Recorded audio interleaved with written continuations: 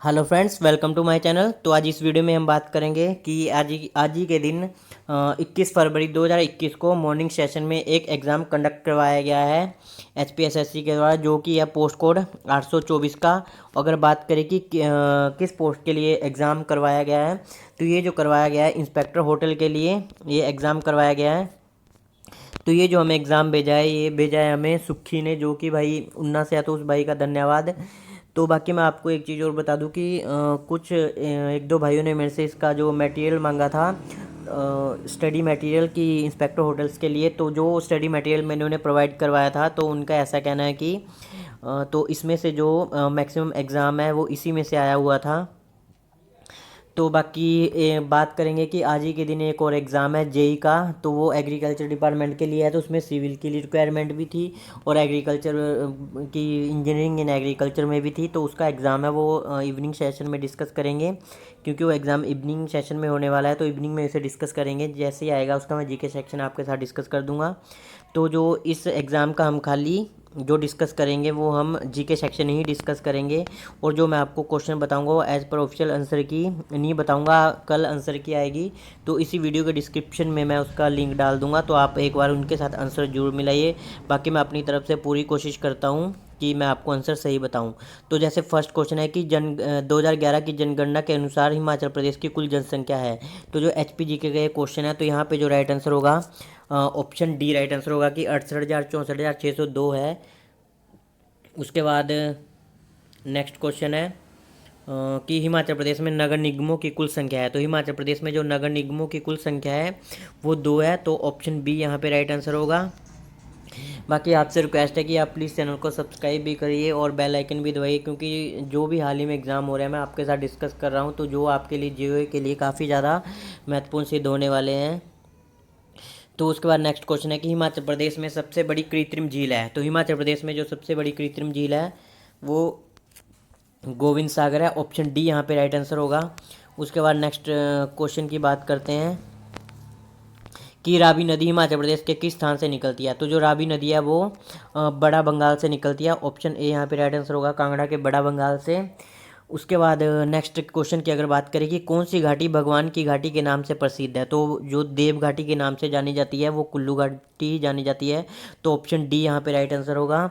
और उसके बाद अगर बात करें कि एक होता है कि बीर घाटी, पूछा जाता है कि बीर घाटी, तो कांगड़ा को बीर घाटी के नाम से जाना जाता है।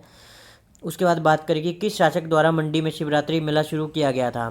तो जो मंडी में शिवरात्रि मेला शुरू किया गया था वो अजबर सेन के द्वारा किया गया था, तो ऑप्शन ए यहाँ पे राइट आंसर है। जो अजबर सेन थे, तो इन्होंने ही जो मंडी जो शहर है उसकी स्थापना करी थी। उसके बाद नेक्स्ट बात करते हैं कि महमूद गजनी ने किस वर्ष कांगड़ा किले को लूटा था, कांगड़ा फोर्ट लूटा था। तो जो 1009 ईस्वी में कांगड़ा किला लूटा था महमूद गजनवी ने, तो ऑप्शन बी यहाँ पे राइट आंसर होगा। उसके बाद हम अगर नेक्स्ट बात करें कि अर्धनारीश्वर मंदिर हिमाचल प्रदेश के किस स्थान पर स्थित है। तो जो एक तो मंदिर है कि नारदेश्वर करके, वो पड़ता है हमीरपुर में, सुजानपुर में।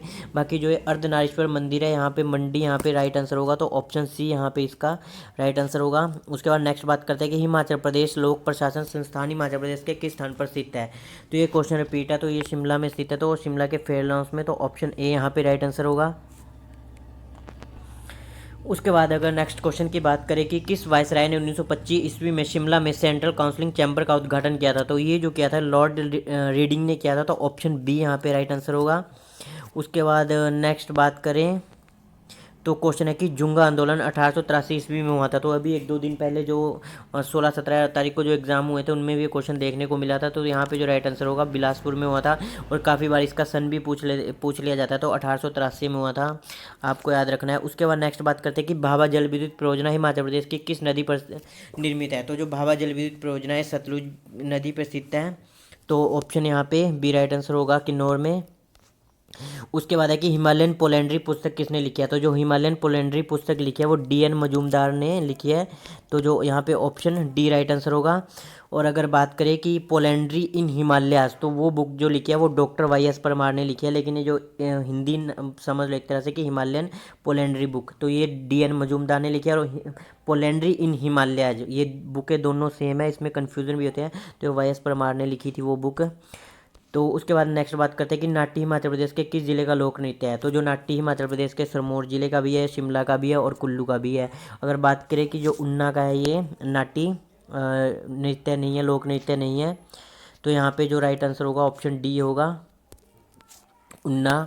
उसके बाद बात करते हैं कि परशुराम पुरस्कार का प्रथम प्राप्तकर्ता कौन था। तो जो प्रथम पुरस्कार परशुराम पुरस्कार जो प्रथम बार प्राप्त किया था वो सुमन रावत ने किया था। तो ऑप्शन ए यहाँ पे राइट आंसर होगा और 1987 में किया था।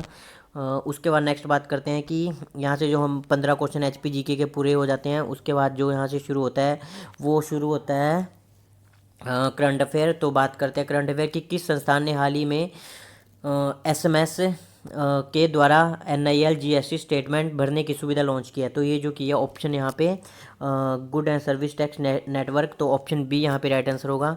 उसके बाद हम नेक्स्ट डिस्कस करेंगे कि किस वायुपथ ने हाल ही में अंतर्राष्ट्रीय यात्रियों के लिए सर्वप्रथम ई बोर्डिंग सुविधा लॉन्च की है। तो ये जो किया है ये हैदराबाद वायुपथ ने किया। तो ऑप्शन बी यहाँ पे राइट आंसर होगा। उसके बाद नेक्स्ट बात करते हैं कि नाभिकीय हथियार प्रतिबंध की संयुक्त राष्ट्रीय संधि कब अमल में आने की संभावना है। तो ये जो अमल में आने की संभावना जनवरी 2021 में थी। तो ऑप्शन ए यहाँ पे राइट आंसर होगा, जनवरी 2021 जो कि निकल गया है। तो उसके बाद हम बात करते हैं कि यूरोपीय संघ ने किस वर्ष तक निवल शून्य कार्बन विकिरण का लक्ष्य निर्धारित किया है। तो ये जो किया है 2030 तक किया है। तो ऑप्शन बी यहाँ पे राइट आंसर होगा।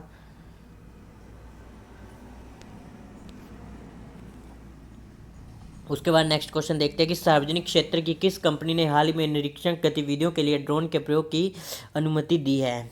तो ये जो दी है NTPC ने दी है। तो ऑप्शन यहाँ पे डी राइट आंसर होगा, NTPC लिमिटेड ने। उसके बाद बात करते हैं कि यहाँ से जो एंशिएंट हिस्ट्री शुरू होती है कि वैदिक गणित का सबसे महत्वपूर्ण ग्रंथ है। तो जो वैदिक गणित का सबसे महत्वपूर्ण ग्रंथ है वो वैदिक गणित की बात हो रही है। तो यहाँ पे ऑप्शन सी राइट आंसर होगा, शूलसूत्र। उसके बाद नेक्स्ट बात करते हैं कि भगवान महावीर की मृत्यु कहाँ हुई थी। तो जो ये क्वेश्चन है कॉमन क्वेश्चन है। तो ये जो हुई थी पावापुरी में हुई थी। तो ऑप्शन डी यहाँ पे राइट आंसर होगा। उसके बाद बात करते हैं कि कनिष्क के राजवैद्य कौन था। तो जो कनिष्क का राजवैद्य थे वो चरक थे। ऑप्शन यहाँ पे सी राइट आंसर होगा। और आप कमेंट करके बताइए कि जो चरक थे उन्हें किसकी सेवा के लिए या कोई रोग से कोई महान पुरुष थे गृहस्थ थे तो उनकी सेवा के लिए चरक को भेजा था कनिष्क ने। तो आप कमेंट करके बताइए कि वो कौन महान पुरुष थे। ये क्वेश्चन भी पूछा जाता है। उसके बाद नेक्स्ट क्वेश्चन है कि लोधी साम्राज्य का अंतिम शासक कौन था। तो जो लोधी साम्राज्य का अंतिम शासक जो था वो इब्राहिम लोधी था। ऑप्शन बी यहाँ पे राइट आंसर होगा, क्योंकि जो इब्राहिम लोधी थे 1526 में जो बाबर ने इनको हरा दिया था, जो पानीपत का प्रथम युद्ध हुआ था। तो जो यही थे अंतिम शासक लोधी साम्राज्य के।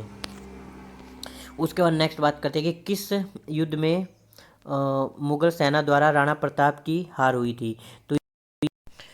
तो जो क्वेश्चन है कि किस युद्ध में मुगल सेना द्वारा महाराणा प्रताप की हार हुई थी। तो जो हल्दी घाटी का युद्ध था इसमें मुगल सेना के द्वारा महाराणा प्रताप की हार हुई थी। तो बाकी इस क्वेश्चन में थोड़ा सा डाउट है क्योंकि युद्ध पड़े हुए काफ़ी टाइम हो गया। तो आप कमेंट करके बताइए कि हल्दी घाटी के युद्ध में ही मुगल सेना के द्वारा महाराणा प्रताप की हार हुई थी क्या। तो ये क्वेश्चन आपके लिए है। बाकी नेक्स्ट बात करते हैं कि मोहम्मडन एंग्लो ओरिएंटल कॉलेज बाद में बना। तो ये जो बन गया था और अलीगढ़ मुस्लिम विश्वविद्यालय बन गया था। तो मैं आपके लिए ये क्वेश्चन छोड़ता हूँ कि इसकी जो स्थापना करी थी वो किसने करी थी। ठीक है, ये भी पूछा जाता है एग्जाम में। तो बाकी मैं आपको बता दूं, क्योंकि ऐसा होता है ना कि सुनने से एकदम निकल जाता है, आपका जो ध्यान होता है सिर्फ इसी क्वेश्चन के आंसर पे ही होता है। तो अगर आप उस क्वेश्चन का जो आंसर कमेंट करोगे तो आपके जो चांसेज होते हैं ना भूलने के वो काफ़ी ज़्यादा बढ़ जाते हैं। तो इसलिए मैं आपको कमेंट के लिए बोलता हूँ। उसके बाद बात करते हैं कि महात्मा गांधी ने भारत में अपनी राजनीतिक गतिविधियाँ सर्वप्रथम प्रारंभ की थी। तो ये जो की थी चंपारण से ही की थी। तो ऑप्शन डी यहाँ पे राइट आंसर है, क्योंकि जो इन्होंने पहला सत्याग्रह चलाया था वो इन्होंने चंपारण में ही चलाया था। उसके बाद नेक्स्ट बात करते हैं कि नियंत्रक व महालेखा प्रशिक्षक के पद का सुझाव किस अधिनियम ने दिया था। तो ये जो दिया था 1919 का अधिनियम था। ऑप्शन बी यहाँ पे राइट आंसर होगा। उसके बाद नेक्स्ट बात करते हैं कि सर्वोच्च न्यायालय द्वारा कितनी याचिकाएं जारी की जा सकती है। तो जो सर्वोच्च न्यायालय द्वारा कितनी याचिकाएं जारी की जा सकती है। तो सर्वोच्च न्यायालय के द्वारा जो याचिकाएं जारी की जा सकती है वो 5 की जा सकती है। तो ऑप्शन ए यहाँ पे राइट आंसर होगा। उसके बाद अगर बात करें कि राष्ट्रपति को पद की शपथ कौन दिलाता है? तो राष्ट्रपति को जो पद की शपथ दिलाते हैं वो भारत के मुख्य न्यायाधीश दिलाते हैं। भारत के ऑप्शन ए यहाँ पे राइट आंसर होगा। उसके बाद अगर बात करें कि सौर मंडल का सबसे चमकीला ग्रह कौन सा है, तो जो सौर मंडल का सबसे चमकीला ग्रह है वो शुक्र है, तो ऑप्शन बी यहाँ पे राइट आंसर होगा। उसके बाद बात करें कि कौन सी नदी भूमध्य रेखा को 2 बार काटती है, तो ये जो काटती है ऑप्शन यहाँ पे बी डी राइट आंसर होगा, कांगो, जो कि जायरे करके गणराज्य है वहाँ पड़ती है। उसके बाद नेक्स्ट क्वेश्चन है कि 1960 जैव विविधता पर सम्मेलन का सचिवालय कहाँ पर है, तो ये जो ऑप्शन सी यहाँ पे राइट आंसर होगा, मॉन्ट्रियल में, तो ऑप्शन सी यहाँ पे राइट आंसर है। उसके बाद नेक्स्ट बात करते हैं कि कौन सी भारत में सबसे लंबी झील है, तो जो केरल में पड़ती है बेम्बनाड झील, तो ये सबसे लंबी झील है, तो ऑप्शन डी यहाँ पे राइट आंसर होगा। तो नेक्स्ट बात करते हैं कि सुंदरबन के वन कहलाते हैं, तो ये जो कहलाते हैं मैंग्रोव वन कहलाते हैं, तो ऑप्शन बी यहाँ पे राइट आंसर होगा। उसके बाद यहाँ पे इन्होंने अगर इस हिसाब से देखा जाए तो बी यहाँ पे आंसर इससे मैच नहीं करता, तो ऑप्शन यही मानना होगा कि मैंग्रोव फॉरेस्ट, तो ऑप्शन बी यहाँ पे राइट आंसर है।